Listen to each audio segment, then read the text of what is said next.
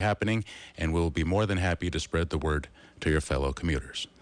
The time now is 10:06. Coming up next on your favorite radio station, it is hour one of the Saturday Special with your host, MZ. Michaels. Hey, MZ, how are you? Pretty good, but you know, the iPad here decided to switch modes on me. So I'm going to need you to do the good morning jingle. Can you do it real quick? Sure. You okay, ready? 3, 2, 1, yes. Good morning. A brighter day is here. Good morning. May we bring you cheer. We've got time, we've got tunes, we've got time, tunes, and temperature. Get up and go, it's today, you know, on KSCO Radio. Hey, good morning, Monterey Bay, Silicon Valley, all the ships at CMZ. Welcoming you to hour number one of the KSCO Saturday Special on your favorite radio station. And there's a reason we call it the Saturday Special, because we cover special topics, hopefully with special guests. We have one today, if only for a short time. But stay with us. I think you will be happy you did. Good morning. Now stay right here on KSCO Radio. Special fanfare music, Dave. What do you think? We'll get it coming up. Okay, great. Josh Stevens. How are you, Josh Stevens? Doing well. Was surprised to see you not here today. I know things happen. Things happen for a reason, and we'll explain that later, maybe. But in any case, here we are at World Headquarters in San Francisco. And I want to introduce John Dennis. That's a name All right, that... fanfare's ready. You want to do it? Okay, 3, go ahead.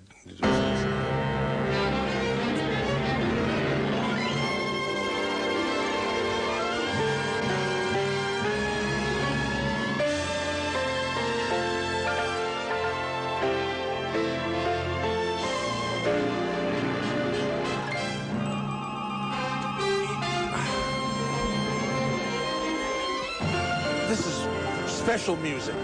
Instead of crossfire music, special music, because we have a special guest. Hey, welcome, John, to KSCO.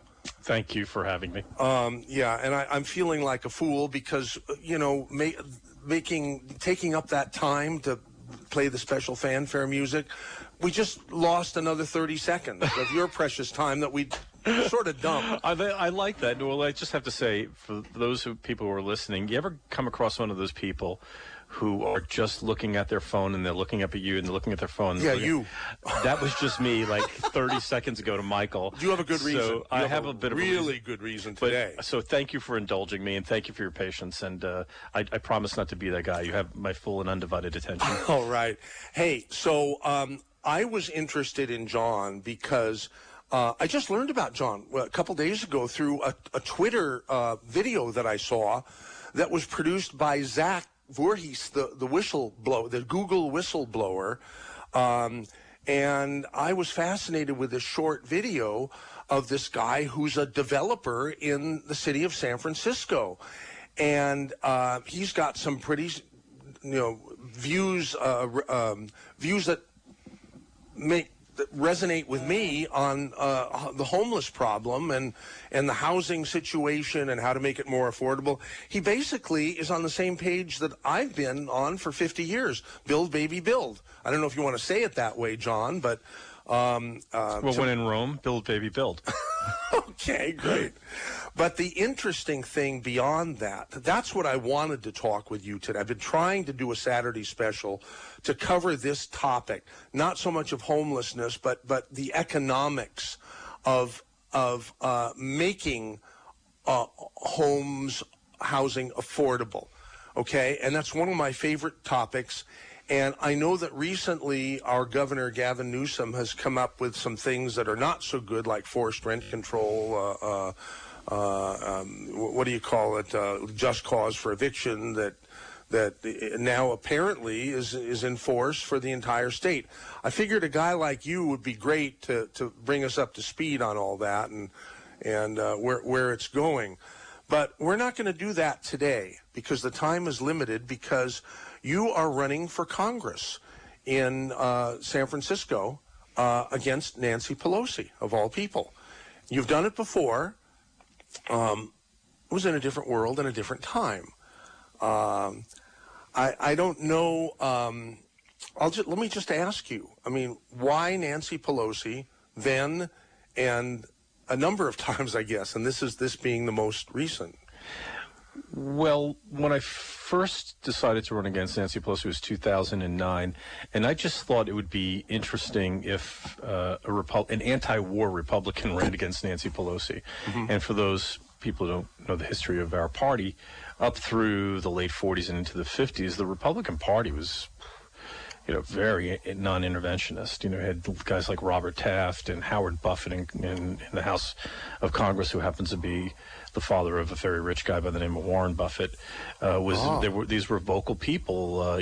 Hiram Johnson, Republican from the Bay Area, who holds the distinction. Well, he was the governor of California, and the senator from California holds the distinction of voting against joining the League of Nations and the United Nations. He was a Republican.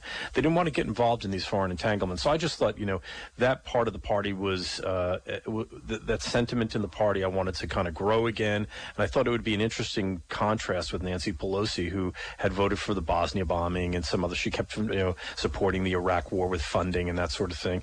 And I thought, let's try it. And then it connected with people, so that was an exciting time. And then I ran against her again in 12 and 14, largely because of the dearth of people in the Republican Party in San Francisco who wanted to challenge her.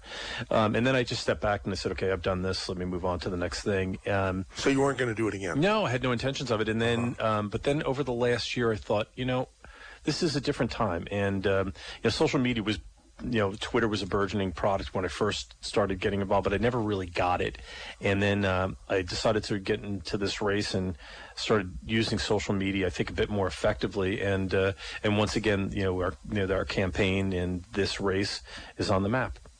That's terrific.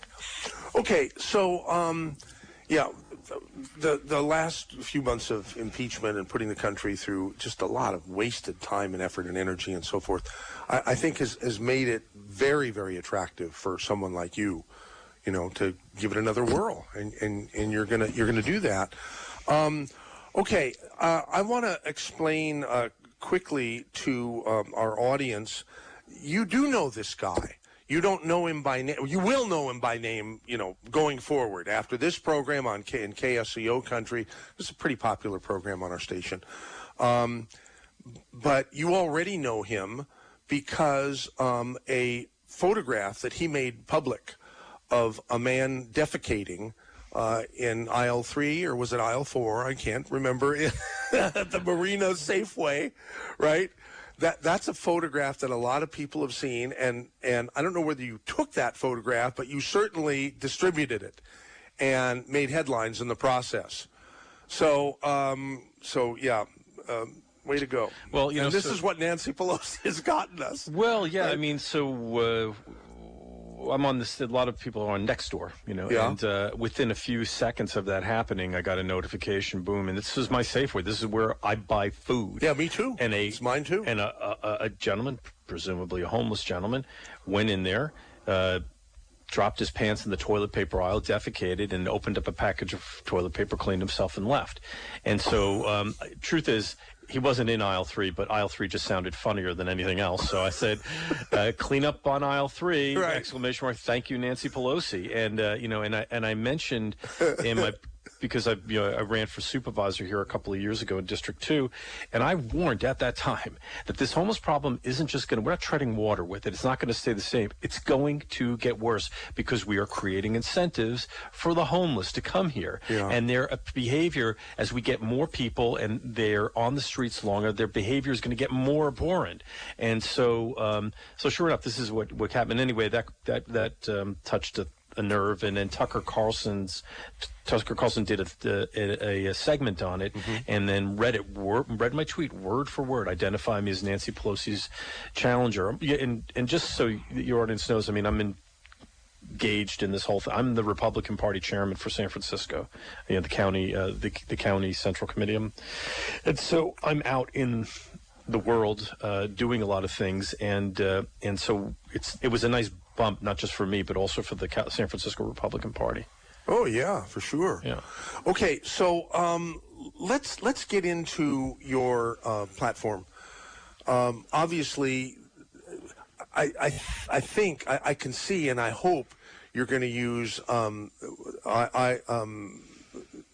What did you say? Something on aisle 3 with Cleanup on aisle. Cleanup on aisle 3. You know, with sort of an audio sound that makes it be from a public address system, right? I'm sure you're going to be using that in one of your ads, am I right? If you're not, you need to. You definitely need to. Well, I have to say, there's so many things that have happened. You know, I also did a video. I do these Periscope live streams in the morning. I tend to do them about 6:45 in the morning, 3-4 days a week. Should be a little more consistent. But one of the ones I did was I talked about how did Nancy Pelosi get so wealthy. You know, she was worth about $3 million when she went into Congress in 1987. She and her husband are worth north of $150 million.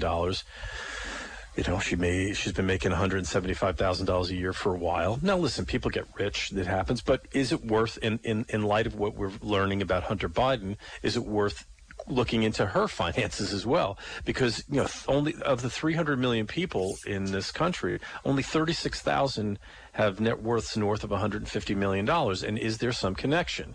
And that video we condensed down to 56 seconds, and that's been viewed 700,000 times. But then the recent thing that's come up is we had a cleanup with Scott Pressler, who's a guy who goes from city to city cleaning up. And I say we, the San Francisco Republican Party, organized this.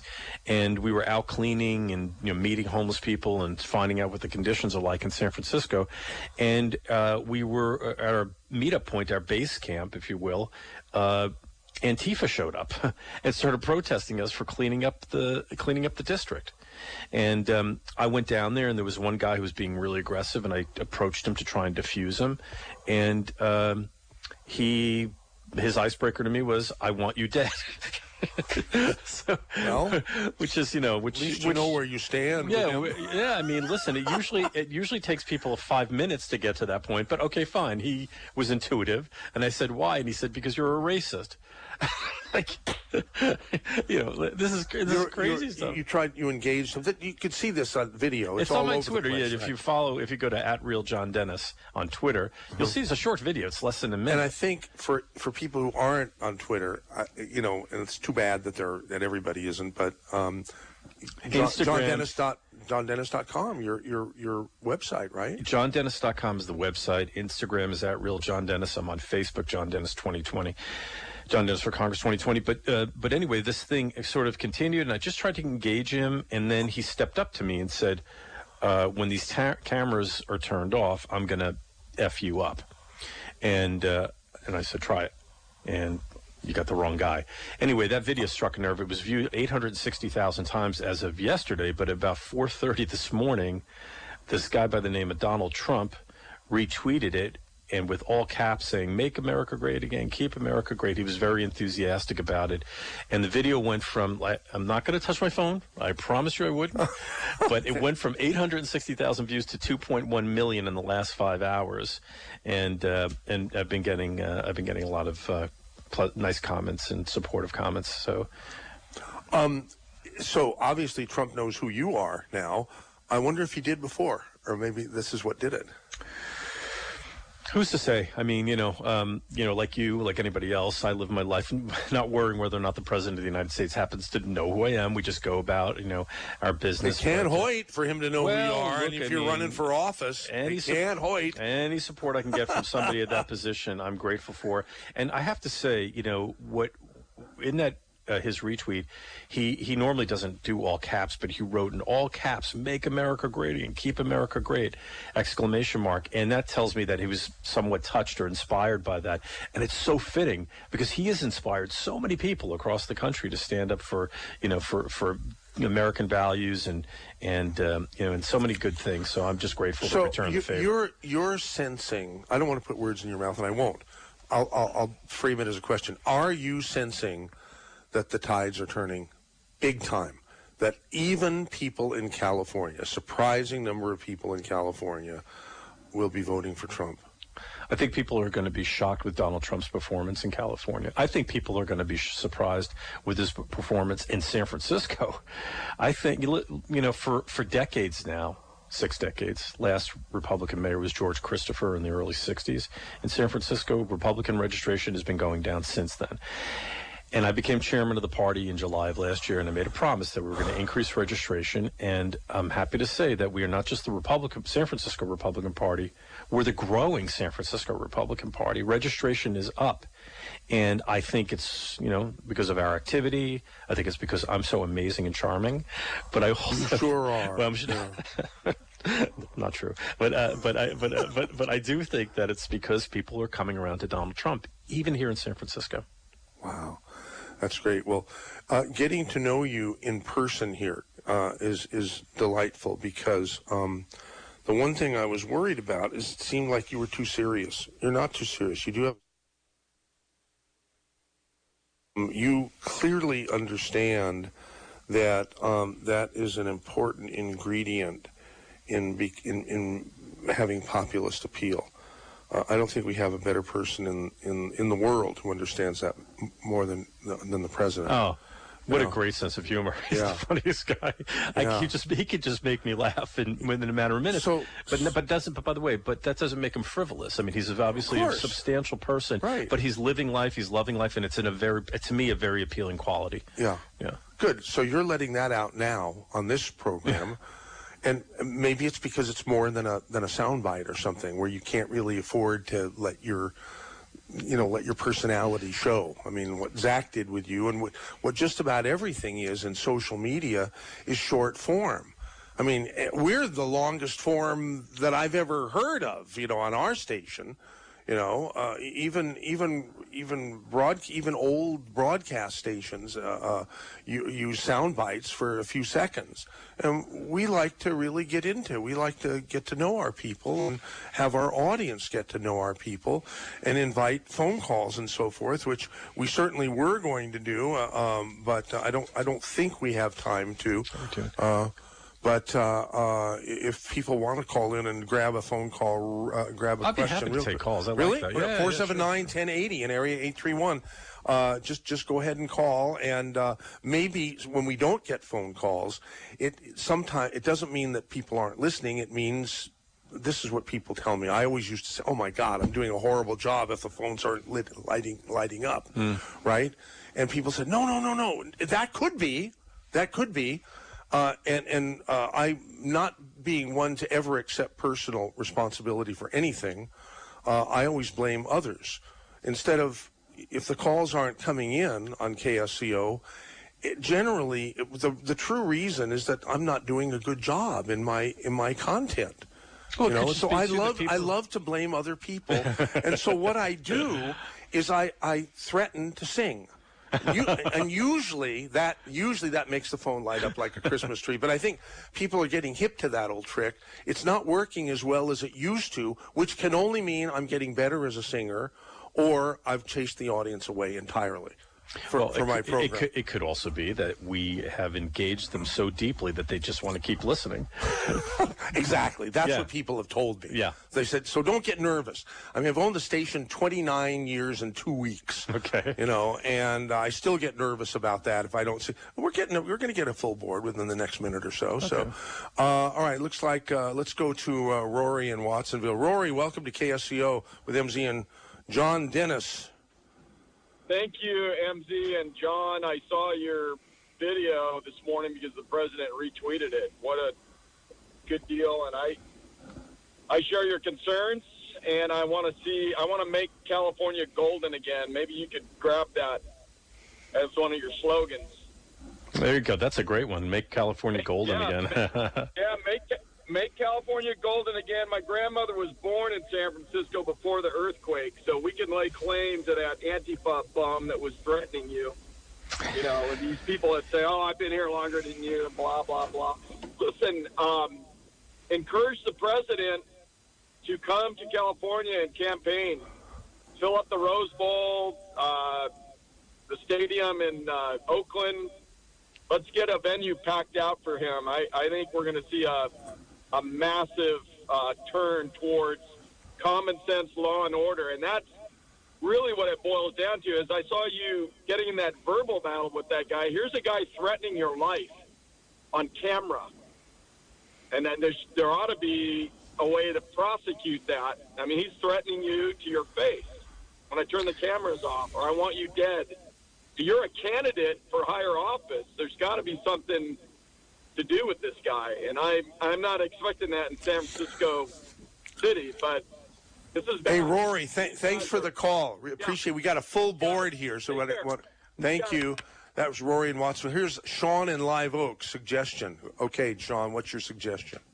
Well, I was thinking that someone should be using this meme, but I think for his campaign, just imagine this like, say, when Nancy Pelosi's tearing up the speech of the State of the Union, then you have an image of Yoda, and he says, and I can't imitate the voice, but the TDS is strong with this one. Let me make a comment, a couple of things on what Rory said in this. So actually, when I first ran against Nancy Pelosi, I was a beneficiary of PDS, which is Pelosi derangement syndrome.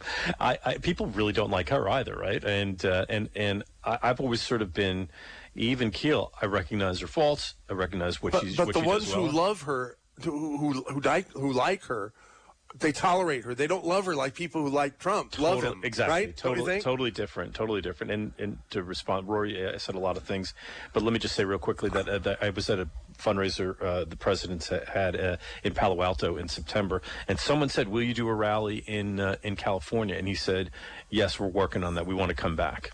So I think a California rally is in the offing. All right. Okay, next caller, that will be Steve in Capitol, and I think I might have hung up on somebody, so whoever that was, please call back. Steve in Capitol, you're on with John and MZ. I'm right here, Michael.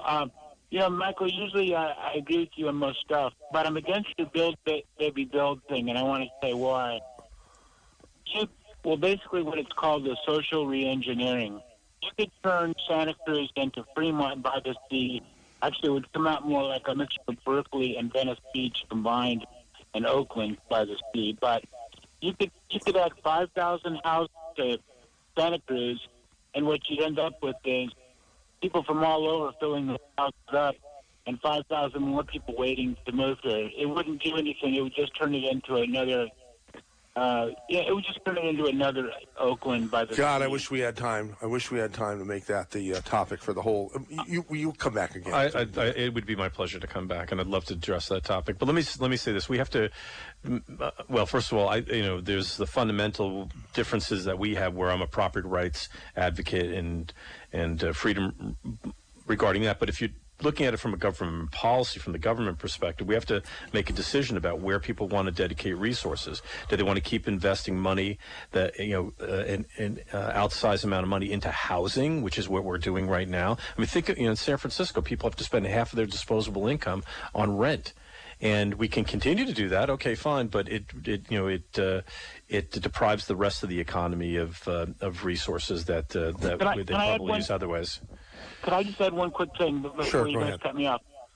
MZ, if you said, I want to develop Watsonville or Aromas or let's say, Pleasanton, or if you wanted to develop, some of the Central Valley or something like that, or even some of the inner areas. Get to the point, please. Here. We got to move on. Go ahead. Just ask your question. You don't need to build out our beach town. Thank you. Okay, I see. Thank you for calling 479-1080. Next caller is Margaret in Santa Cruz. Hey, you're on, Margaret. Hi, I watch his every morning. He's on Twitter, and I watch his live show. Hey, a few days ago, UCSC students, Republican students, had a booth at the UCSC campus, and their booth was attacked. It was destroyed. They were physically attacked. They were spit on verbally.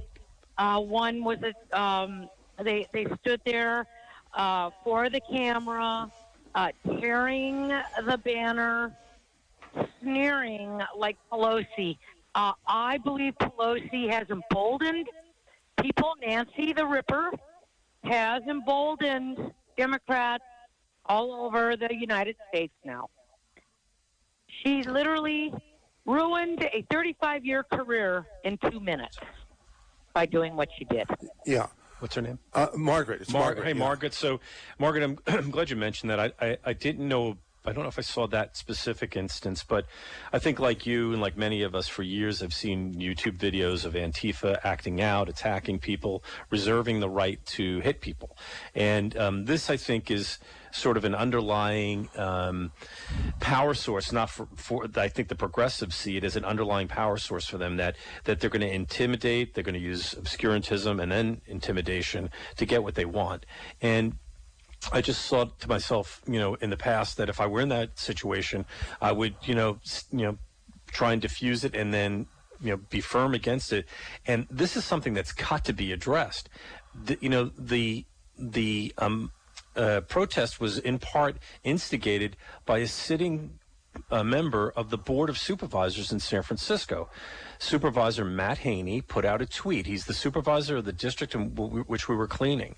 And he was embarrassed by what we were doing. And so if you bear with me just a second, I'll read his tweet. And I'm sorry to do this, but I think it's important. What he was saying was, if you don't mind, I'm sorry, I don't have it right away, but he was basically instigating, calling it a right-wing publicity stunt and a bunch of Trump haters. And then these violent people came down to protest us for cleaning the streets. And so, and then what he did was he deleted the tweet in a classic acknowledgement of guilt. And so I have to ask the city, I have to ask London Breed, I've asked Mr. Haney himself, are we running goon squads out of City Hall? And that's what we find with the progressives. That's what they're doing. Underlying all of it is if you disagree with me, watch out. And I'm sorry, but not everybody has to stand up to them, but somebody has to stand up to them, because if not, then this country is done. We are a country that's based on political discourse, disagreement, but resolved peaceably and peacefully. And this cannot be tolerated. I think End of story. Increasingly people are standing up to the Venomocrats. Well, I hope so, but I mean, let me just say this. Bernie Sanders had nothing to do with this. Matt Haney happens to support Bernie Sanders, but I'm saying his wing of the party. You put, gentle, soul Bernie Sanders, hippie Bernie Sanders up there. It all seems okay, but underlying it, I get that same vibe from AOC. She's for the guillotine. She's with that crew, that violent element from the French Revolution. She's one of those people. All right, thanks for calling, Margaret. Lucas and Soledad, you're on with John and MZ. Yeah, hey, thanks, guys. I'm just, when it comes to the Democrats, it seems like they always say how they want to help the homeless, how they want to help the unfortunate, and it doesn't ever work. It's all about them as senators making more money for themselves through lobbyists. I know many people because I've been in construction for 46 years, and I've also been a designer of storage homes.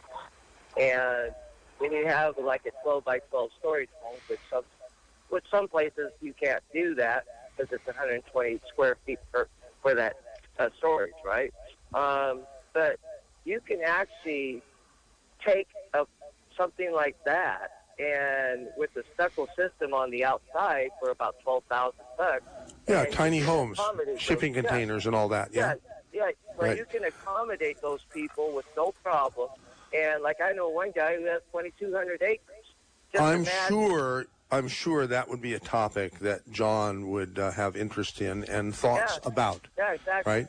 So thank you. All right. Thanks for calling, Lucas. Sorry, I just wanted to finish that because this tweet is really important. Okay. This is a sitting supervisor, Matt Haney. Okay. All right? Yeah. The tweet that he deleted was screen captured. And this was when we were doing this event at 11:56 2 weeks ago today. There is a shameful, stupid, ignorant, dehumanizing, right-wing political stunt in Civic Center today. Hateful Trump groups say they are going to, quote-unquote, clean up San Francisco. Now, this is the interesting part. Be on high alert, vigilant, and look out for each other, which is sort of that Antifa dog whistly language. You know what I mean? We're going to battle here. Let's do this. and deleted the tweet. And, I called him out for it and said, listen, I'll accept your apology with grace. You just say I had a lapse in judgment. Sorry, I shouldn't have done that. And we'll move on. But instead what he did was, I put this on that Periscope that lady referred to. Instead what he did was he blocked me on Instagram and he blocked me on Twitter, which incidentally is also not lawful. Representatives, elected officials are not allowed to block you on social media. So that's a thing I'm going to pursue. Wow. But this is unbelievably undercover. No one is covering it. And look, I'm running against Nancy Pelosi, so I'm going to take that battle on right now. But this matter is not over with Mr. Haney, who has eyes on becoming the next mayor of San Francisco. He's challenging London Breed in 2023. He's galvanizing those progressive forces. And we do not want some guy who thinks it's okay to unleash mobs on people with whom he disagrees politically. We cannot let that man become the mayor of this city. Wow. We're moving in the wrong direction as it is. And yet you think that there's a chance that things are turning around. Yeah, I do. Sounds like. As I said earlier, I think we are not just the San Francisco Republican Party. We're the growing San Francisco Republican Party. I think people are finally starting to see what the movement on the left is all about, and I don't think they're comfortable with it. I think most San Franciscans are sort of, fair-minded, kind of liberal hippie-ish types, who want to see people get along. They probably hate Trump, but they wouldn't resort to violence. But this new crop this issue has to be addressed with them, I think. Right, for sure. Yeah. All right. Let's see. Theodora in Santa Cruz. It looks like we'll put Theodora on because she calls once every 6 years or something. So something she heard must have moved her. Okay. Yeah. This will just be the last call. Theodora, you're on with John and MZ. Yes, it must be a blue moon because I'm calling. Yeah. My issue is all power to you, but without voter ID. My sense is you're fighting a really uphill battle because we know what happens in California with illegal voting and the harvesting of ballots and all the tricks the Dems have to make sure they win. So are you actively promoting voter ID and raising that issue? No. I mean, yes and no. I mean, in my campaign, no, it's not an issue because, frankly, the system's in place, and I've got to deal with the system that's in place for March 3rd and then for November. But I find it shocking whenever I go to vote. I always go to the polling booth. I find it shocking they never ask for my ID. It's just something weird about that. They just say, what's your name? And they make me sign something, and then that's it. And so anyway, I agree with you in principle. Am I fighting it at the moment? No, because I got my plate full. I'm running against Nancy Pelosi. Well, at least include it in your conversations because it's really where we have to go if we're ever going to get honest elections again. Absolutely. And California, it's you're putting all this energy out up against a very corrupt voting system. DMV got called on it. Thank God for Tom Fitton at Judicial Watch challenging all the dead voters and people who shouldn't still be on the rolls.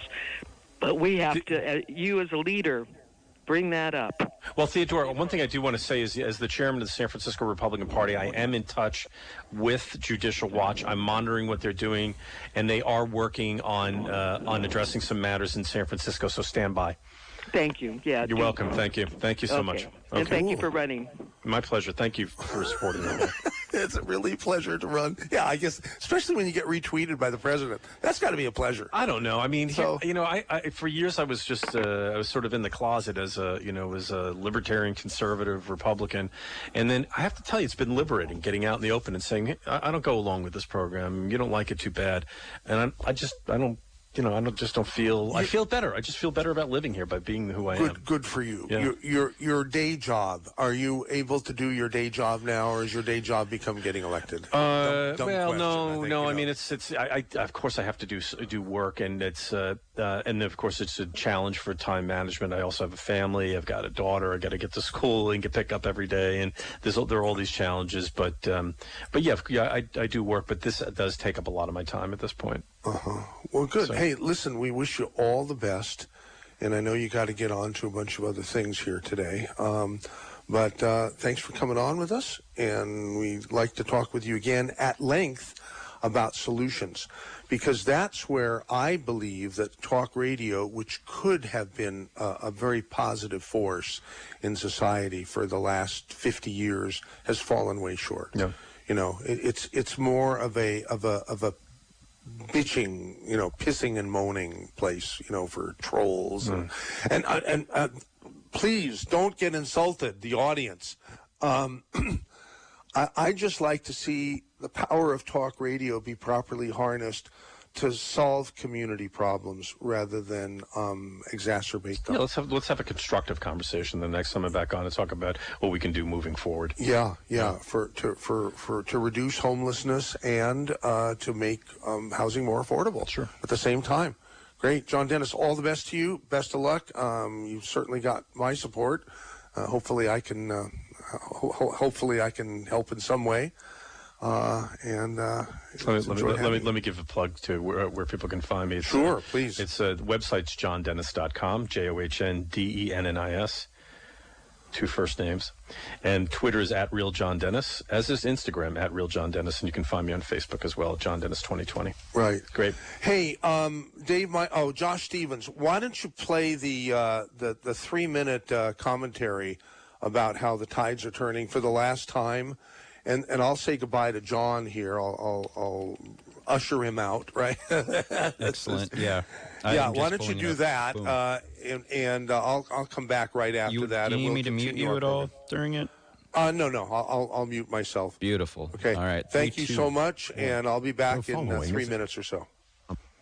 The following is a KSCO commentary. Here is KSCO station owner Michael Zwerling. I've had a very interesting epiphany lately that I want to share with you, our terrific KSCO audience. For as long as I can remember, conventional wisdom dictated that as an advertiser, one is best to avoid politics and controversy. That is why we at KSCO have always warned our advertisers that while their message will always reach the largest audience if run during the Rush Limbaugh show, they need to expect fallout in the form of threatened boycotts from activists who don't want Rush's comments heard and want to silence him by starving his advertising revenue. And by and large, this nasty approach has worked. After all, a business advertises to grow, not to contract, right? Well, I am happy to report that I perceive times are changing. Big time. Let me explain. Recently, KSCO welcomed a new advertiser, Duffy, who clears land for a living and specializes in clearing poison oak.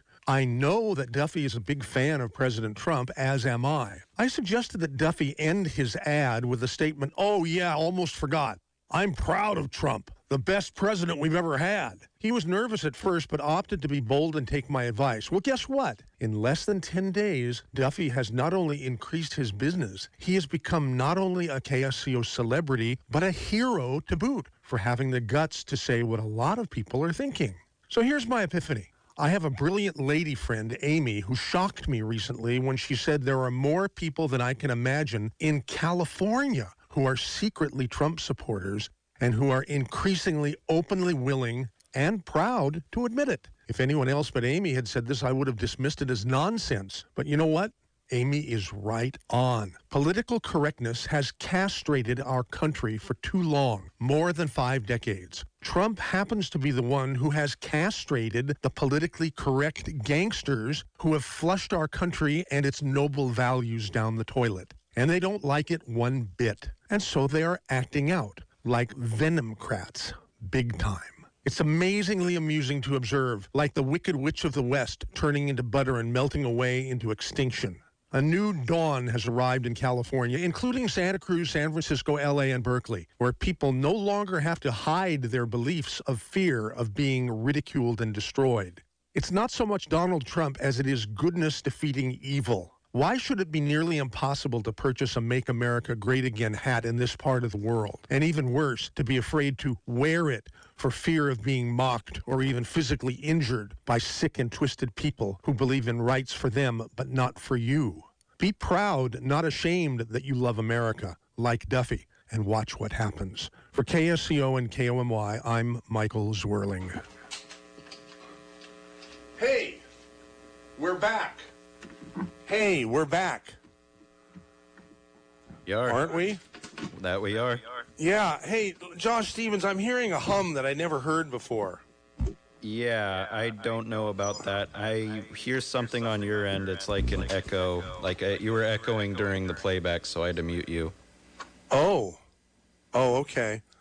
Yeah. All right. Well, now it went away. So, all right. So, what'd you think of that guy? He's pretty interesting, huh? It's a good hot take. Yeah. I'm glad you aired it all week because, yeah. Oh, no, I'm not talking about me. I'm talking about the guest. Oh, the guest, absolutely. Yeah, no, he had a great take. I can't believe, you managed to get him on air because I saw that same video you guys were talking about, and it was, unbelievable. I just can't believe that, that's what goes down in, basically your back door, outside your window. Right. Well, I'm texting the guy who made this possible right now as we speak. Hey, why don't you, in capital letters, call in and join us? I told you who it was, right? Yeah. One of the biggest topics raised would be, I guess, liberal intolerance. And that's actually a big problem in our area. And that's something that just gets bothersome even for myself, even though I identify with quite a few pieces of their platform as well as some of the platform on the right. Right. And, okay. Yeah. I just texted this and it was delivered. So if Zach has time, maybe he'll join us. And if not, what can you say about liberal intolerance? I mean, it's not good, right? Yeah, of course. And here's another example. Well, it wouldn't be as much intolerance as it would be more like hypocrisy. But, the same people that are let's fight for $15 an hour, but at the same time, they're willing to get socks that come from sweatshops and shirts that are made in places where they just use child labor and where they get paid way less than $15 an hour. But they turn a blind eye to that, but then ask for $15 an hour for themselves. So how's that for hypocrisy? Well, the whole thing to me, how can you disagree with what you just pointed out as a fine example of hypocrisy? But what's always bugged me is the people who yell and scream the most about the unaffordability. I'm not talking about now, which is the worst than it's ever been. I'm talking about 40 years ago, 45 years ago, 50 years ago, people were complaining and talking about the same people who were screaming about how unaffordable housing is, whether there were rentals or whether to buy a place, are the same people who are screaming for growth control and artificially limiting the supply of things. Don't they understand that when you artificially limit the supply of anything, as in housing units, that this certain result is going to be guaranteed rising housing costs and rents. And another facet with the housing matter, it seems, is that there's a lot of red tape that has to be crossed. And I've just become more aware of that whole issue just because I always thought, oh man, it's just all these NIMBYs that are just against every single project that goes their way. But in actuality, there's a little bit of another factor in play, and it's that the developers have to pay boatloads of money to these county permit offices and also get permits for this and that, and then the environmental comes into play, and then it's just this housing project is on the back burner. It's not happening. That's what ends up happening here, I've noticed. Huh. Well. It's just red tape all around. So, I've been looking for a good person to have on as a guest to talk about the new edict from our governor, Gavin Newsom.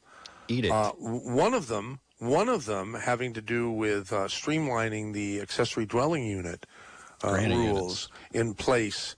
Very, very restrictive in places like Santa Cruz, traditionally. And the governor has said, hey, the state takes precedence over the municipality, and starting immediately, thou shalt make it easier to create accessory dwelling units, and I think it's even been suggested that there's a lot of things that we would like to cover here, and I was hoping we could do that with John, and we will be able. He is absolutely the perfect guy to do this with. But he's got other fish to fry right now. Hey, good. Zach, the guy who set me up with John, is on with us here. Let's bring him on. Hey, Zach, how you doing? Hey, Michael, how you doing? Great. Yeah. So we're at World Headquarters in San Francisco, and you're not too far away. We're in the North Beach, Telegraph Hill area, and I think you're in the Mission District. Am I right? That's right. Ah, okay. So you are the man that we had on, I think it was at the end of September, when I learned that you had said, I can't do this in good conscience, and this being continuing to be a highly paid software engineer for Google. When you found out that Google was using its massive power to manipulate search results, to create problems for President Trump. Now, I don't think that you were particularly a political person, before that. And am I right? That's right. Okay. Mm-hmm. And one of the first questions I asked you is if you had discovered that it was going the other way, that Google had decided to manipulate search results in favor of President Trump as opposed to against him, would you have behaved the same way? Would you say, I can't in good conscience, work for a platform that's not really a platform? And you gave me the answer that I wanted to hear, and that was yes, it's wrong. Yes. And what you're all about, basically, in a nutshell, is getting Google deplatformed as a platform, and some of the other ones like Facebook, who are protected from being sued. Am I right? Because they're considered platforms as opposed to publishers. Am I getting it right? Yeah, they've used their platform status to shield them from lawsuit liability. Right. Okay. So, in the process, what's happened to you? You were an apolitical person working for a company whose slogan was "Do no evil," right? Mm-hmm. Suddenly, that isn't their slogan anymore. Their slogan is "Get Trump out, no matter what it takes." Right. Yeah, pretty much. In fact, they even had to get rid of their slogan, "Don't be evil," and change it to "Do the right thing." Oh. Mm-hmm. Yeah. So, all right. So they started coming after you, and as a result of having you investigated as probably someone who might be mentally ill or mentally unstable, you decided to go public, whereas before you were the secret Google whistleblower, and after that you decided to become the proud, Google whistleblower using your own name, right? Mike, I was really happy to just sort of melt away, and not be a big problem with Google. I was totally fine with just, going and getting a different job in big tech. I felt that I had done, everything that I needed to do as an American for, anonymously coming out and telling the American public in that first video of June of 2019 about what Google was really up to. But as fate would have it, Google decided that they were going to pursue legal action against me. And so I just could not, sit idly by and allow Google to essentially cover up what it was that they were doing, because they knew what I had, because they could see my network logs. And so, in some weird way to sort of harm me or hurt me, they engaged in legal warfare. And once that set in, I had to, I basically decided at that point, it was like, okay, well, these people are engaging in a cover-up. They're trying to keep me from leaking out all the rest of the material, which I decided that I was going to keep private.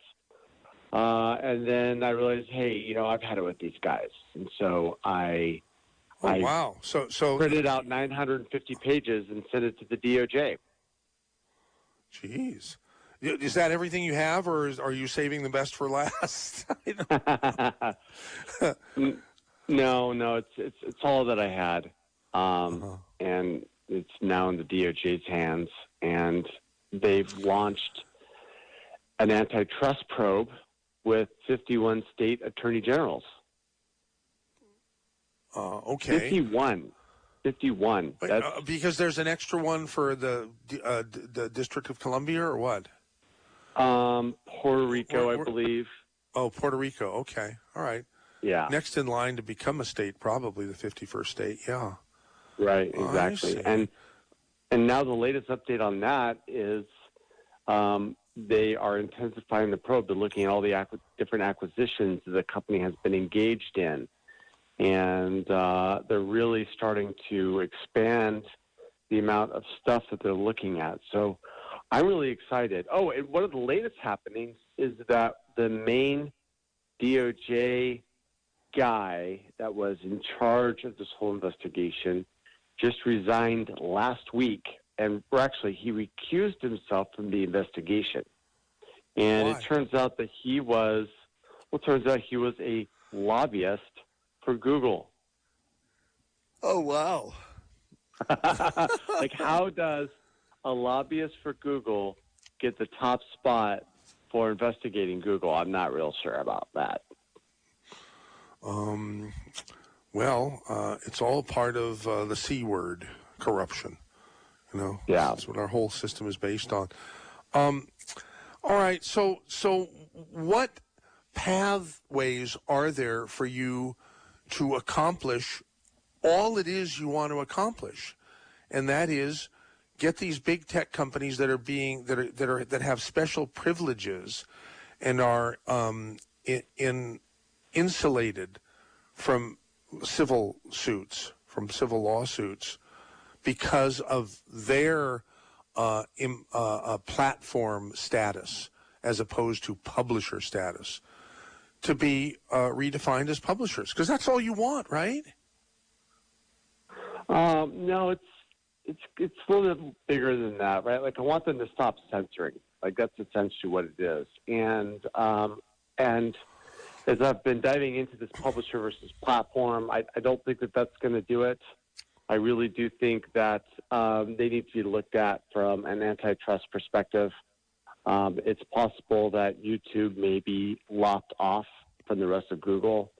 And it's looking like this antitrust probe is going to be bigger than just Google, because, there's a lot of different entities like Twitter. Like, what are we going to do about Twitter? Like, Twitter banned James O'Keefe because he asked for a retraction. And people that are listening may say, no, that can't possibly be true. But I challenge them to look at James O'Keefe's Twitter feed, where he posted an image of what Twitter had used to ban him.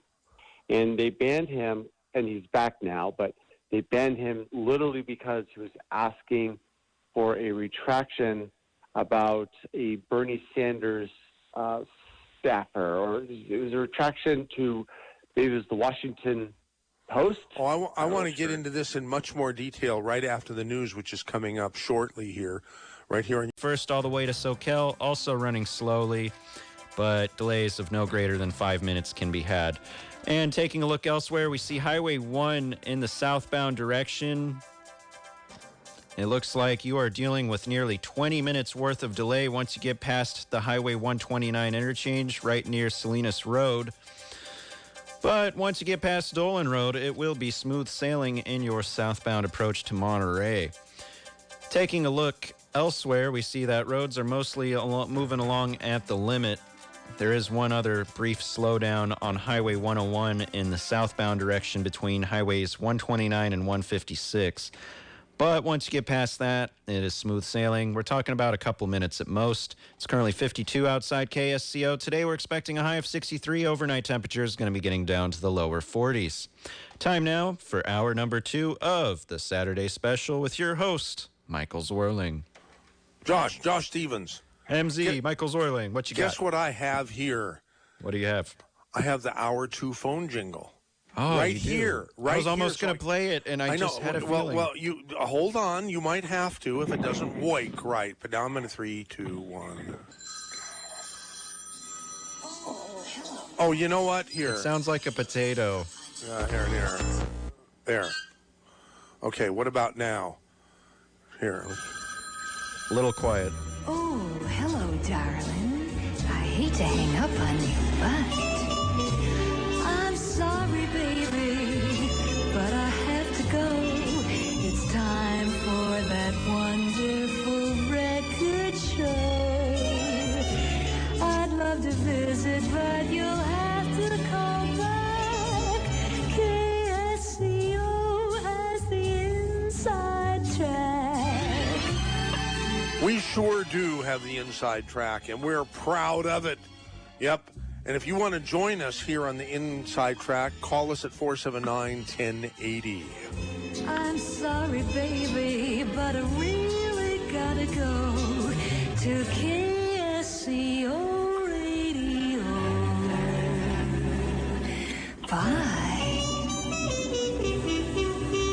And our guest today is, this portion of the program is none other than Zach the Whistleblower Vorhies from Google, formerly of Google, and now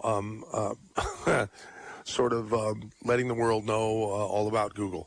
So didn't mean to interrupt you with the news here, Zach, but I want you to bring us up to speed on what's been happening in your life since you changed it, since you electively changed it several months ago. Well, there's been a lot of demand to know exactly what Google has been up to. So I have been, on a speaking tour, essentially. I mean, it's from my own home, but I've been, calling in to places like yours, online, podcasters, video bloggers, and sharing the story about, how Google manipulates elections and controls the information flow of the entire country. Right. And by the way, the guy who would be very interested in this, and I'm sure would have a good guy for you to know and for him to know you. And I can't remember whether Jaunty, who was our director of digital media here at KSCO and ZBS, and you ever spoke, but now you'll get to for sure because you're locked in, and I'm going to bring Jaunty on board here. Hey, Jaunty, how are you today? Hey, MZ. Yeah, and so we have Zach, the Google whistleblower, on. We're doing a follow-up to 4 or 5 months ago. And it was Zach who connected me with the guest that we had last hour, John Dennis, who is a housing maven and an experienced developer for 30 years here in San Francisco, and who has decided to run against Nancy Pelosi. And the big thing that happened to him within the last 4 or 5 hours is that President Trump retweeted one of John's tweets. And so John is pretty excited, as well he should be. But Zach is on now with us, and he was bringing us up to speed, or about to bring us up to speed on what's been going on in his life since he decided to take the bold move and walk away from a very lucrative position in high tech. So,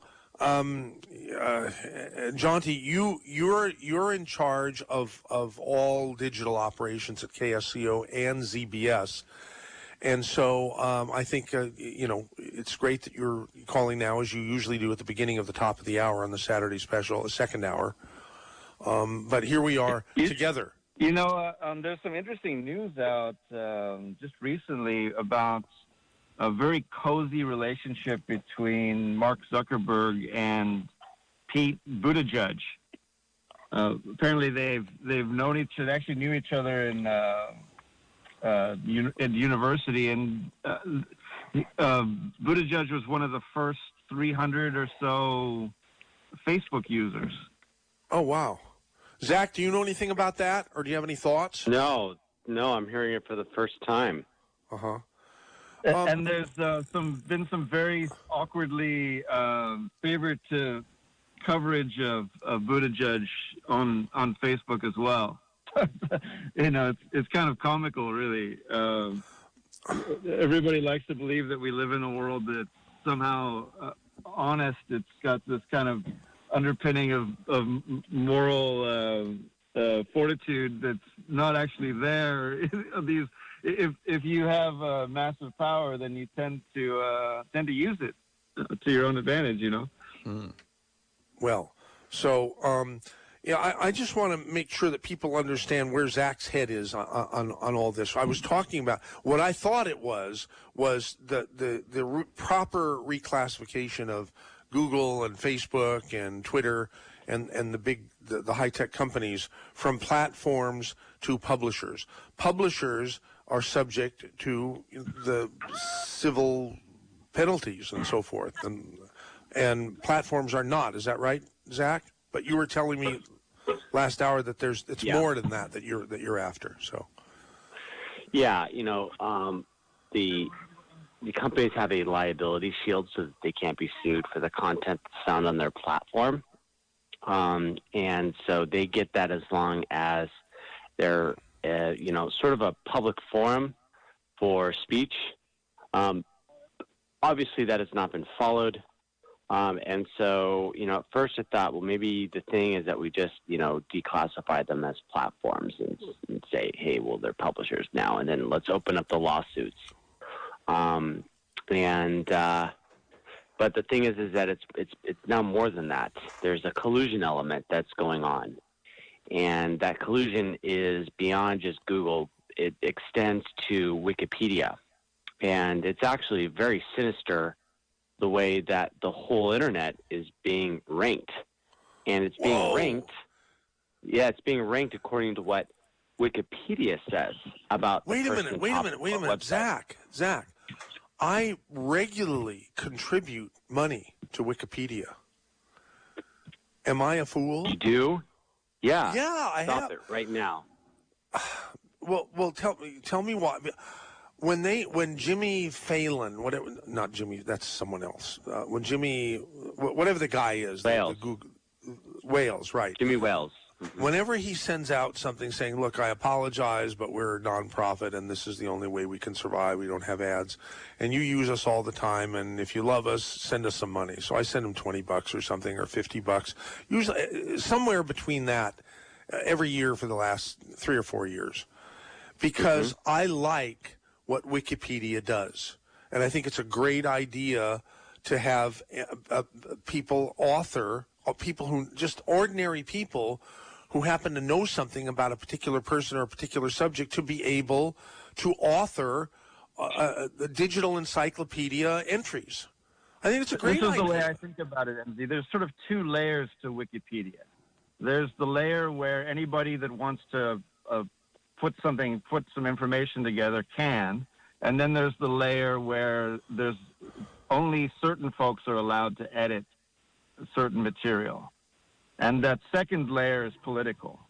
That first layer is what Wikipedia originally was, but if you want to go and post something in a certain realm of information, it's really the knowledge and information that shapes society. Those folks you have to get a certain level of approval to be able to edit that content. So Wikipedia is fantastic if you want to go and look up the arcane chants of Benedictine monks in the 12th century. But if you are looking at something contemporary that influences what the news is putting out, or what people tend to think is important, then that's usually the curators. That's usually the folks who are approved. They've got the seal of truth behind them, and as I'm sure Zach would know, that's a slippery slope. Yeah. Well, yeah, anything Zach, political, anything that's political has been vandalized on Wikipedia. Wow. Okay, well, I'm convinced. I've sent them my last dollars, my last contributions, because I don't, I agree that if it's neutral and it's a good thing, that it deserves my support. And if only part of it is neutral, but the rest of it is political. I'm Dr. Joel Wallach, and we're here. Why did I just hear that? Anyhow, hi, Dr. Wallach, but that must have been obviously a tape. Anyhow, so, jeez. So Zach, can you add to what Jonty said, or is he pretty much right on? I mean, he's pretty much right on. The thing that most people don't know is that Google literally ranks like a website by what Wikipedia has to say about it. And this isn't something that is hidden. This is something that's out there in the open. Google releases what's called their search quality guidelines. You can download the PDF. It's like over 100 pages. And it talks about how they assign websites expertise, authoritativeness, and trustworthiness score. And if that score is low, because Wikipedia has bad things to say about you, then your PageRank score goes low. And if your PageRank score goes low, then you don't get matched for the keywords that you think that you're going to get matched for anymore. Wow. And you fall to the back pages. Even if you're paying? Even if you're paying? Paying what? To Wikipedia? Well, that doesn't matter. Google is who you pay. People don't pay Wikipedia. They donate to Wikipedia, but they pay Google. Am I right? Yeah, it doesn't matter. If you have a low, PageRank score because of what Wikipedia has to say, then, your website's going to the back pages. No matter what. Wow. Mm-hmm. Is that new to you, Jonty? Had you heard that before? No. I recall when Google was in its infancy, there was a listing service called DMOZ. I think it's called DMOZ, D-M-O-Z, and they would just list websites. But Google leaned heavily on whether or not your site was listed on DMOZ as to your PageRank. And there was all sorts of there was a lot of skepticism about it because DMOZ might take 3 years to list your website, but there were some people whose websites were listed overnight. So there was this kind of concept. There was an obvious question of whether or not there was some undue influence as to who ended up listed on DMOZ. Google said openly, "Hey, if you're listed there, we're going to boost you in the rankings. Good luck getting listed there." So I think there's been shenanigans going on with SEO from the beginning. I think I'm hearkening back to the SEO late is 90s. search engine optimization, for those of you who are not sure what SEO means. Wow. God, so where's this all going to shake out? I mean, does anybody have any ideas? I do. We have something on the pipeline. I can't talk about it yet, but something very big is going to happen in the next couple of months. So, stay tuned and watch Laura Loomer's case against the big tech companies. We've had Laura on a couple of times thanks to you, because you connected me with her just like you did with John Dennis. Thank you. Well, what's the latest that you can tell us about Laura? Well, she had some trouble at the beginning of her trial. She got dismissed because the judge was like, "You don't have enough evidence." And then I came with my disclosure and did the sort of, download on 950 pages. And so Laura Loomer's attorney saw that information, took it, and then filed an appeal. And now their appeal has so far survived Google's attempts to knock it off, like to get the case dismissed. And I just talked to her actually the other day, and she said that they're having really good luck in the D.C. Circuit, appellate courts, and that Google has tried to get her case dismissed on technicalities, and the judge has been so far really friendly to Laura Loomer's case, and it survived the challenges. So Laura is running for Congress in one of the counties in Florida, correct? Yeah, and she's still banned. So now you've got. She's the most banned person in the world, right? Yes, that's right. And so she's banned from Facebook. She's banned from Google, and the reason is because they think that she's a troublemaker, or what? She's been warning about sort of like the infiltration of our political system by people like Ilhan Omar. I think she was actually banned. That was like one of the final straws with her, is that she called out Ilhan Omar, and that pissed off someone high up, and they did the call, and she got banned from like all social media. And it's not just social media; it's also Uber. It's also Airbnb, because she was listed as a dangerous person. So they said, we're not going to do business with you. Her bank notified her that they were closing down her account. And so, she went on Alex Jones' show right after like most of this happened. And she was like saying, they're trying to kill me. They want me to die. They're taking away my livelihood. I can't even make payments. How am I going to pay my rent? And so, through her own tenacity of never stopping and just always keeping going, she's been able to fundraise in order to not only run for Congress to try to, change this on the political side, but, be able to get the funds to launch this lawsuit. God, isn't that amazing? You're listening to Zach Vorhies. Yeah, what is it, Jonty? Oh, sorry. I was just going to say, gents, I should really go. I've got my daughters with me. And I was starting to think about that. Thank you for calling in. Hey, you girls want to say hi, MZ, hi, Zach? Hi. Hey. Hi. Oh, cute. Hey, Zach, let's connect. I want to send you an email. Bye-bye. Jonty is doing daddy duty, especially. He always does, but this time in particular. Thanks, Jonty. Take care. Here's Wendell in Reno about Wikipedia. Hey, Wendell, you're on. Hi, Michael. Excellent Saturday special as usual. Oh, thank you. I just want to say, I really use Wikipedia a lot.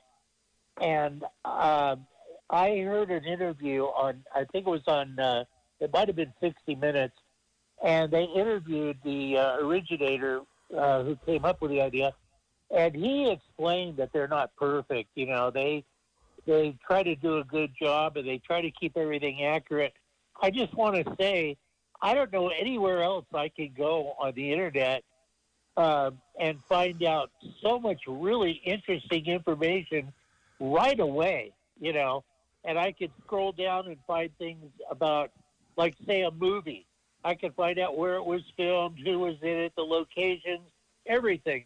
And I refer to Wikipedia several times a day, so I'm very dependent on it. And I don't, I don't think they're, professing to be perfect. I think they do a really vital job, and I would really be bummed if they weren't out there. So I just want to put my 2 cents in on that. Thank you, Wendell. Zach, do you have any questions for Wendell? No, not really, other than to say that, it's kind of a tragedy, and not all of Wikipedia is bad. It's a minority of it, but the problem is that all that content that is compromised is political in nature. So does that bother you? Does that bother you, Wendell? It does bother me if it's true. Does that bother you if it's true? No, because there's slant on so much anyway. It's really hard to find something 100% objective. People lean towards different directions. I wouldn't fault them if that is really true, because once again, there's such an excellent source of immediate information, and it sounds to me like you were using them the same way I was. So I think we need Wikipedia. They're not. Oh, and I perfect. They still don't do. that. When I want to Yeah. find out the most information about somebody, I type in the Google or the DuckDuckGo. I'm using that more and more because they don't track you. And I didn't used to care whether people track me, but now I sort of do. Not that I'm doing anything wrong or searching for stuff that I should be ashamed that I'm searching for, but just the whole idea of there being a record of every search I've ever made sort of started to bother me. And better it bothers me late than never, I guess. So, but in any case, I type in the name of the person and then wiki. And then the Wikipedia thing comes right up, and you can see all about their history and their illness and death and all that kind of stuff. So exactly. So yeah, I mean, I've been a big supporter, but I'm bothered when I learn things like Zach just turned me on to here a little while ago, that there is a branch of Wikipedia that is very political. Well, you just have to remember one thing about everything in life. There's good and there's bad about just about everything. And the thing is, I'm going to make allowances for their political, take, because I rely on them so much for instant, really good information.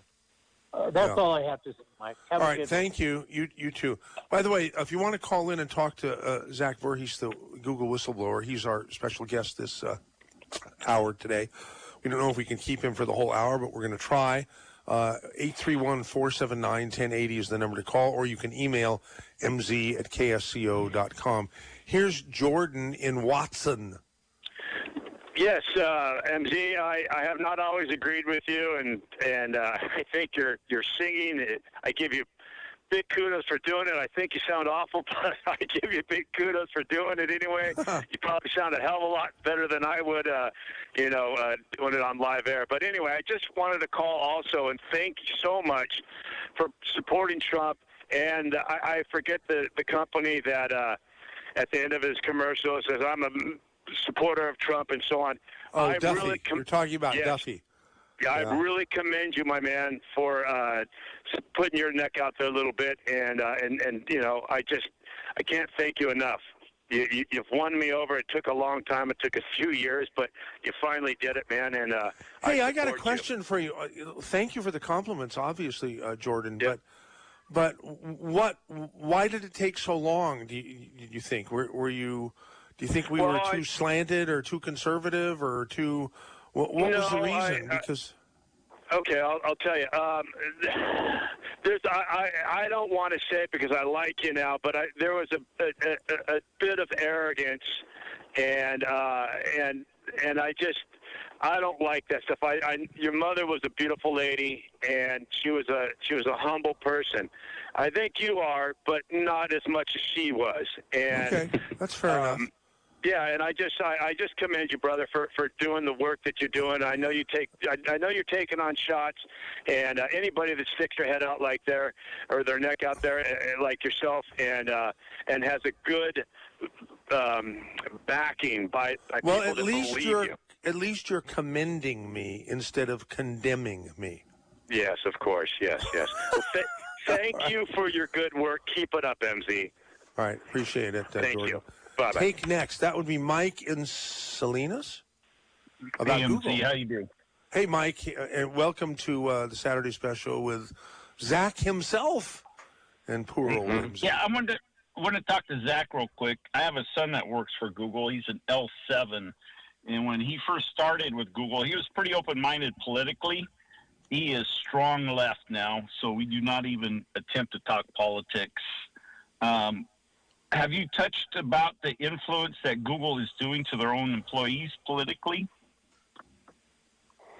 Yeah, they had a test, an IAT, a implicit association test, and this test was something they've been administering for like close to a decade. They stopped administering it, I think, around 2017, 2018, when the Wall Street Journal said that it was completely a bunk test. But what the test did is it showed you how implicitly racist you were as an employee.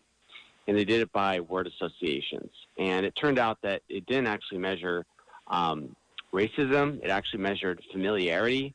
And that's what came out with the Wall Street Journal. But, you know, they've been sort of grooming their employees to accept the censorship. And they've been sort of doubling down on the the justifications for censorship. And, you know, the result is you've got a company that quickly switched over from being a libertarian, company that was going to free us all from, the old oligarchs with, free and open information. And then, now they're locking it all down. And they didn't start locking it down until Trump won the election in 2016. So if your son wants to see, if you ever get into an argument and your son wants proof, just put your son to my website, www.zachvorhies.com.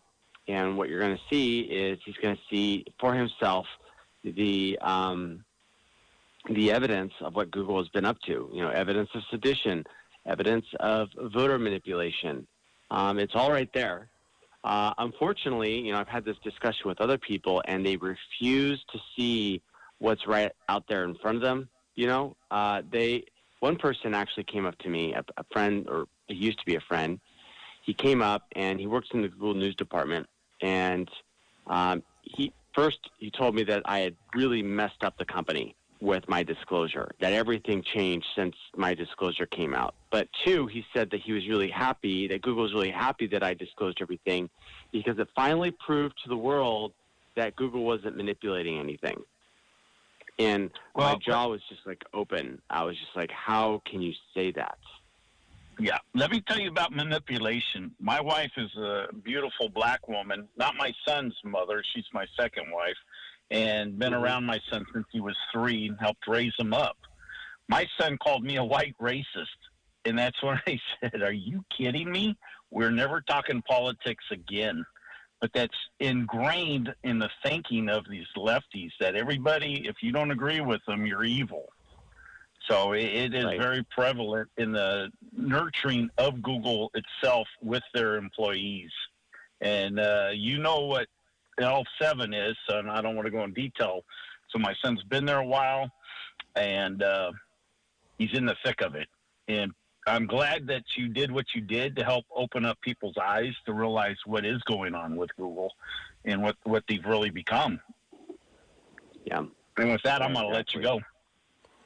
Thank you for calling 479-1080 in area 831. That was Mike in Salinas. Wow, that's pretty heavy stuff, Zach. Jeez. Yeah, it's sad. It's sad how stubborn the political ideology is once it sets in. Wow. And the interesting thing is they did sort of change when Trump was elected, right? Because they didn't used to be like this. No. A lot of things changed when Trump got elected. And I think a lot of things changed for the better. But some things changed for the worse, like Google, for example. It sounds like. Mm-hmm. Right. Yeah.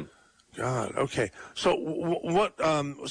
Yeah, you already said that there's something really big, and we're not going to pry about that. But what are we allowed to pry about that would be of interest to our audience here? Because you've gone public with this 6 months ago or something like this, right? Mm-hmm. No, it's been 6 months, and I thought that it was only going to last a couple months, but no, it's going to be a long fight. I'm in this fight until at least November of 2020. And was that because of the election or what? Yeah, my hope right now is that I know that Google's going to play some shenanigans with the election, and so I'm trying to keep the heat on so we can make sure that this next election remains free and fair, and that there's no big tech meddling. Because as well as I do that there's vote rigging that's going on, there's voter manipulation, there's information censoring. That's it was all covert under the radar, but by keeping the story alive and I can't think anybody better to keep the story alive than Google themselves. They cannot keep their hand out of the honeypot. And as a result, people are like, what's going on? And, and then they give me a call, and then I explain, in plain language, what exactly is going on. So, if anyone's got questions about, like, how Google works on an implementation level, like, I can tell them exactly why censorship is happening. Tell us. Well, I mean, the thing is that as the last caller just described, the people at this point in Google are highly indoctrinated, and they believe that America is a really racist country, despite the fact that it's the least racist country in the world. So go figure. How can the least racist country in the world be racist? Like, what are you measuring that against? But these are the kinds of thoughts that they have within the company. There's also, surprisingly, a radical contingent of trans activists that on every, weekly meeting that I saw with the company, they were right there on the microphone, calling for censorship because, they were complaining that they were getting targeted with hate speech, and that the solution was that they needed to deplatform all these people. And, and so Google would always, the executive class would always take their questions and then would always say that they were going to do more in order to censor these people. And it was always the same thing every week. Like, we need more censorship. And then, the Google executive team saying, yes, we need more censorship. We're going to, we're going to work on the problem so that there's, no platforming for hate speech. And, has anybody ever defined hate speech, or is it simply just what we disagree with? It seems to be hate speech is that you have to be white first off to get the classification of it. When I left Google, there was like this art exhibit called "Why Don't We Murder More White People?" And it was just basically a movie played on a loop where, literally it's called "Why Don't We Murder More White People?" And the guy who did that got a whole bunch of awards from San Francisco, for forward-thinking, art piece. And I actually ran a brigade on Twitter to report it for hate speech. And eventually the tweet got deleted after a few months. But, that's what it is if you're not white, right? You get to say stuff like that, and swap out that, why don't we murder more white people? Like, swap out white for someone else, black or Jews or something like that. And all of a sudden it becomes racist and intolerable. But as long as it's white people that they're talking about, then for some reason it was deemed to be not hate speech. I see. And that's not okay. Like, we need to have a society that treats everyone the same and doesn't treat people based on the color of their skin, but by the content of their character. And yet, because they're violating that, it's causing a lot of, friction within our society. It's causing a lot of destabilization. There's now a radical Marxist contingent within the United States that wants to undo the whole thing because, according to them, our very constitutional law that this country is founded on is in itself an instance of white supremacy. And so, once they say something like that, you see what the plan really is. The thing is that if they can get a justification that, that the Constitution itself is a white supremacist document, then the solution is that they get rid of it and they overturn society. And, you see if you want a demonstration of the power of the left, just look at all the states that have gone from, engaging in the Electoral College to deciding that they're unilaterally going to assign all of their voters, all of their electorate towards the popular vote. You know, it's like, hello, do the votes even matter anymore? Like, who even counts like the popular vote? You know, that's is that even like an official like counting methodology? Like, I know that the Electoral College is something that's ancient, and we've had, you know, valid reporting. But for these states to come out and say they're going to assign all their electorate to all their election votes to the winner of the popular vote, it's like, well, who decides what the popular vote is? You know, who tallies that up exactly? And how do you account for all the fraud, the voter fraud that's happening in the city centers? You know, you've got like California automatically issuing all of these driver's license to, you know, illegal or AKA underdocumented people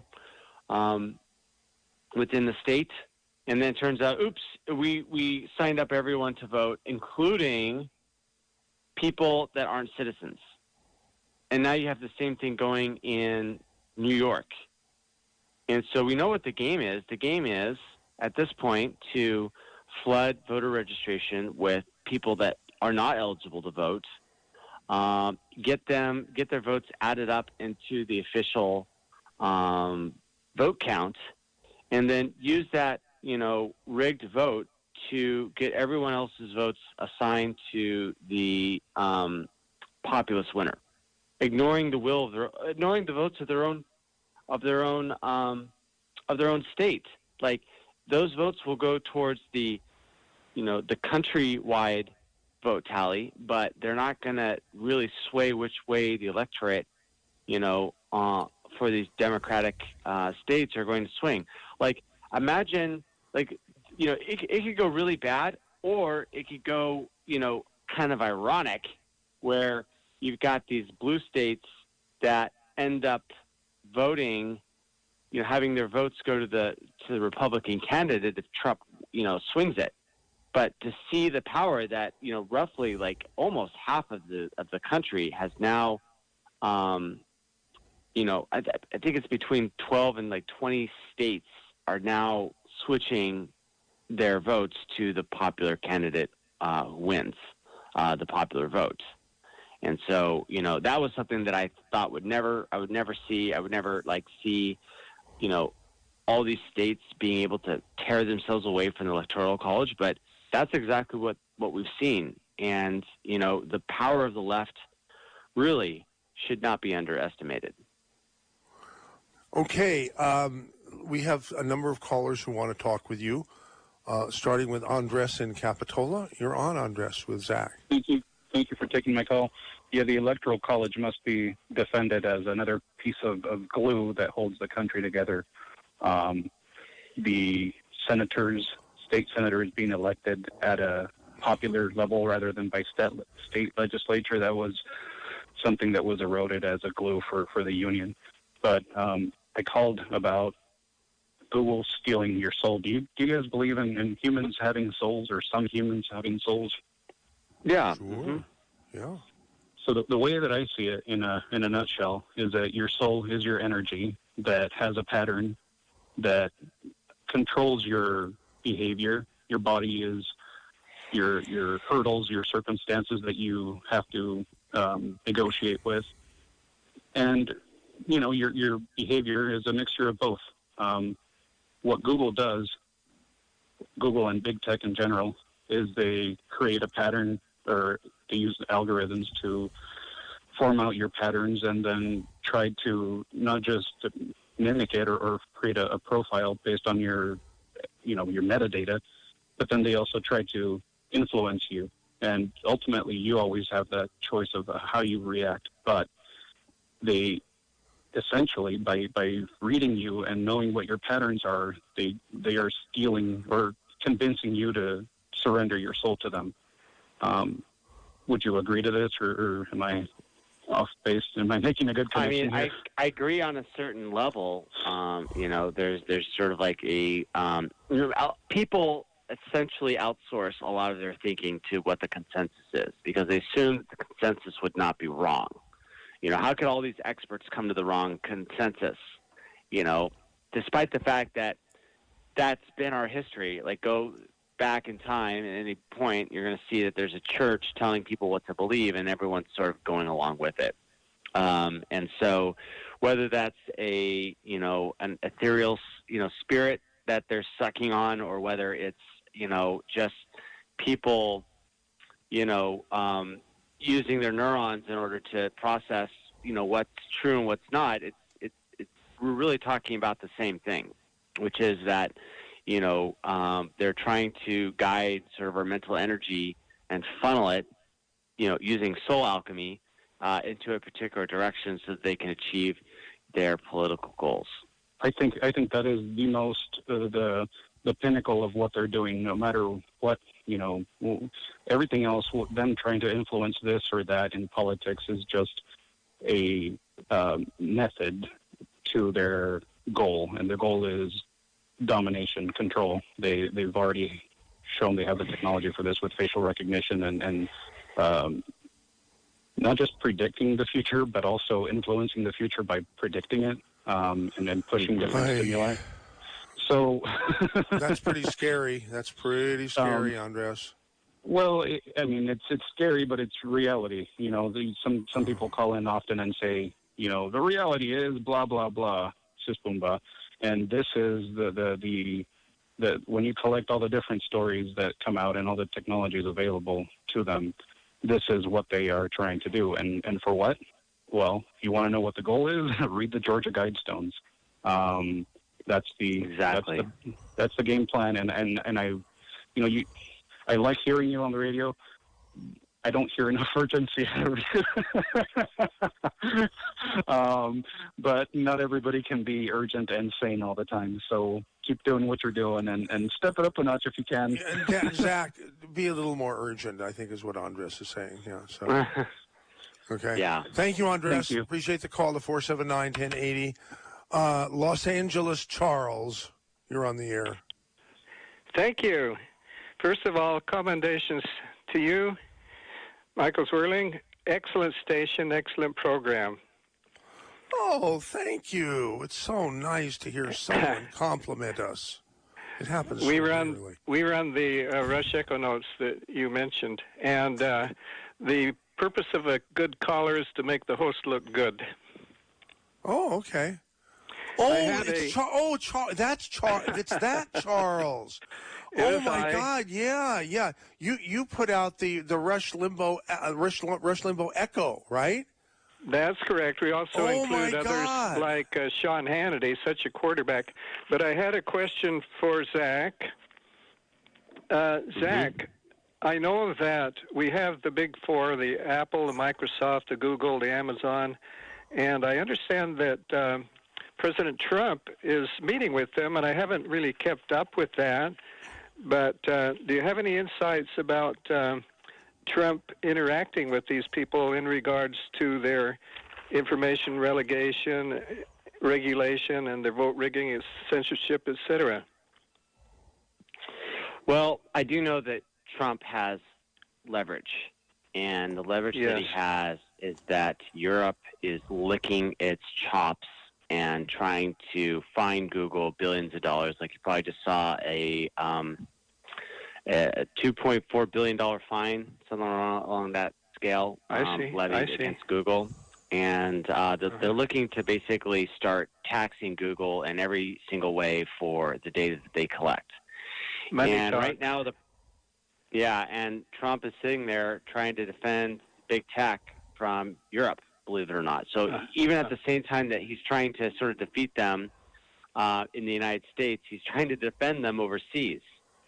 And so I think that that's sort of going to be the biggest sort of leverage that Trump has. He's kind of playing like carrot and the stick at the same time, And so, if they don't play nice, then Trump's got the ability to just let them get raked over the coals, both domestically and in the foreign courts. Yes, thank you. All right. Hey, Charles, now I've got your phone number captured. That's great. Appreciate the call to 479-1080. Let's go to Mrs. Future. Hi, Mrs. Future. You have something to say about Google? Well, I have something to say about the whole process because, for one thing, you know, I'm in the last hour, and people are always trying to characterize me and my politics in ways that I never comment on because I just feel like it's. Oh no! We lost her. We didn't lose you, but son, listen. We lost a lot of what you said. You're on a cell phone, and the signal isn't very good. God. I don't understand. That's too bad. Let's try it again, because we know that it's real important what you have to say. Stay in one place. Don't walk around. Oh, dear. I wonder how come my reception is so bad. Okay, Can you well. hear me now? Yeah, we're here. We're hearing you now. Okay. Well, I'll just repeat what I said. I called because I just want to point out that the entire political process, wherever your opinions fall on the spectrum of humans, is all about manipulation for your personal success and aggregating your power with people that are like you. And it should all be a process that is not about domination and forcing everybody to do the 49, the 51% when the 49% don't like it. So I'm advocating that we embrace a wisdom council so that everybody gets to speak their part. And we realize that decision making is a deliberative process. A decision has to come out of it. But the political process needs to have more of a conversation with we the people about what is our will, rather than abdicating that to the politicians who all just want to split up the money and decide. Isn't that what we're doing or trying to do with KSCO? We are, and that's why I love KSCO. It really is all voices can be heard, and I always appreciate that. And it's your gift to the world and to Santa Cruz, and thank you very much, Michael. Whoa! God. Wow. That is heavy stuff. Thank you, son. Appreciate it. Ringing endorsement. I love it. Ooh, yeah. Sean in Live Oak, you want to talk about reverse racism? Yeah, well, it's sort of your topic with Zach came up here, and he was talking about how all the bigotry is okay as long as it's against white people.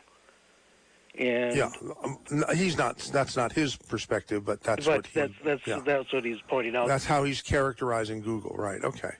But the other thing is that everybody likes to blame the evil white people for slavery, but do you know that the British government just paid off in 2014 its anti-slavery patrols that it started in the 1830s? Say that again? The British government just paid off the cost of the anti-slavery patrols that they started in the 1830s. So I don't know anything about that, but we'll take your word for it. Well, if you can, I think there's ways you can look that up if you want to. But the other point I'm trying to make here is white people get blamed for slavery, but if you want to take the only race that has abolished slavery, it's the white race. Yeah, there's a lot of slave trade that was happening with the Arabs and still is to this day. But that's the thing is the white race gets blamed for slavery. Like we're the only culprit, we're the main culprit, and the other like almost like we invented it, right? Yeah, and the fact is that we're the only race that ended it. I mean, point me to anybody else. Have the Muslims ended slavery? No. Has Africa ended slavery? No, they were. And white people were slaves. The white people were slavers, but they were the only successful abolitionists. Yeah. Yeah, and that gets glossed over, doesn't it? Yeah, it's a complete revisionist history that's being taught out there. A lot of that going on has been for a while, and it seems to be on the increase. Thank you, Sean in Live Oak, for your call to the Saturday special. I'm looking at an email to mz@ksco.com from J.K. Vance, sent just a few minutes ago. Hi, Michael. I have a question. Am I the only one that is bothered by Google's tentacles reaching into universities, libraries, etc., and digitizing our historic books.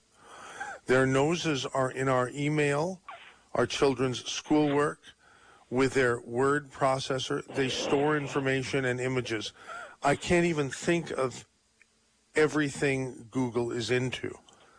The books concern me, I think, because I've heard some of these dangerous people talking about rewriting history. Ooh, wow. So between Google and Amazon and Facebook, we just might be doomed to worse than any society in history. And that's from Kathy Vance. What do you think, Zach? Comment on that, please. I mean, here's the thing. It's like, he's right. Google has embedded themselves. It's a she, but that's fine. Oh, she's right. Yeah, she's right. Google's embedded themselves in everything that we do. You know, our email, our phones, our children's computers, the documents that we type. Like, what does Google not have access to? And the thing is that they have access to a lot. That we have given them free access to, because they gave us something nice and valuable, like a Gmail box that does all kinds of cool things for free, and also a promise that they were going to be libertarian. Yeah, I don't remember any of that, but you sure do. You know, I don't remember anything. I don't remember any promises one way or another, but I'll take your word for it for sure. Well, their promise was right in their IPO statement, their mission statement. Yeah. It wasn't just don't be evil. It was organize the world's information and make it universally accessible and useful. Oh, and so I took them at their word. And that was a contract with the public, you know. And so people gave up all of their, you know, data to Google because we thought that they were going to abide by these mission statements that they used. I mean, they came out swinging for their IPO, and they said, we're a different kind of company. We're going to be better, you know. And so finally, I mean, I got suckered into it because I said, this is great. Finally, a company that wants to do the right thing. We got time for a sentence from the last caller, Tony from Live Oak. Go ahead, Tony, real quick. Okay.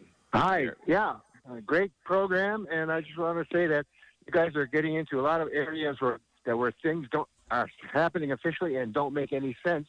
There's a philosophical definition of chaos and not making sense, and it's called Satanism. It's actually, Satanism is not a bad word. It's actually a great word. If you guys study it, you'll see that you've been talking about Satanism for most of the hour. Thank you very much. Okay, there goes Tony. And Zach, always great to hear from you. All the best to you. Always welcome and love to hear from you. To just, you know, keep us in your contacts and let us know what you're doing and how we might be able to help. Cool. Can I plug myself real quick? Sure, please, go. Yeah, if people want to follow me and join the fight against big tech censorship and to preserve our American system of democracy and the republic, then I urge you to follow me on twitter.com/perpetualmaniac. Or you can go to my website, zachvorhies.com. Okay.